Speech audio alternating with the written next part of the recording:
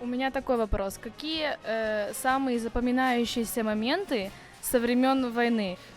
Пожалуй, самый такой интересный момент для меня счастливый, когда мне доверили, пришли ученики из старших классов и сказали, что кончилась война.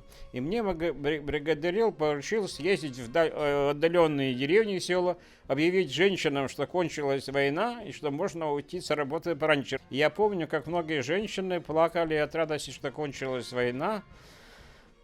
Но я хочу сказать, что очень многие люди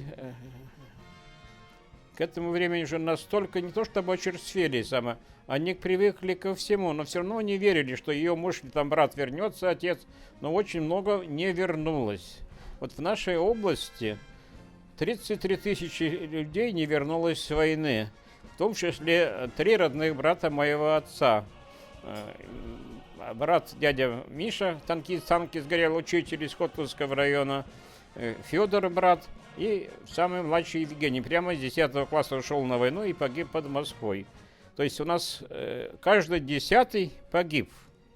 У нас это в нашей области, в Архангельской. В Архангельской области. Каждый 10-й из числа призванных на войну остался там, на полях сражений. К сожалению, еще не все, и все известны могилы. Спасибо большое, папа. Я думаю, последний вопрос. Какие чувства ты испытываешь каждый год, когда наступает День Победы?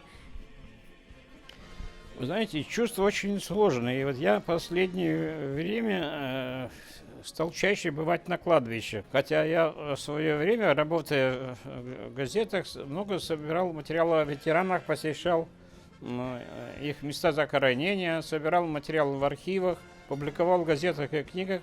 Вот. Чувство сопричастности такое есть, потому что как-никак мы все-таки не были нахлебниками даже в то время, и тем более тунеядцами. Никто из нас не курил, никто, конечно, не безобразил, не хулиганил, потому что некогда мы приходили с работы после учебы. Во-первых, 6 километров туда и 6 обратно, 12 километров.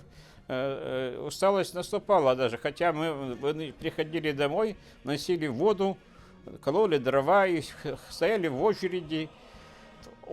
Мне запомнилось с военных лет. Я начал стоять в очередях тоже в 42-м году. В 41-м году наши карточки ввели. Я не доставал до прилавка, моя голова. И мне очередь записывали сначала на руке, а потом на лбу. А когда мы с сестрами пошли в магазин, стояли втроем, мы потеряли где-то нечаянно карточки хлебные. Папа, а что за карточки? Карточки, по которым выделялась определенная норма хлеба. Нам, например, 400 грамм. Так мы выстригали. Извини, это 400 грамм на день? На день 400 грамм.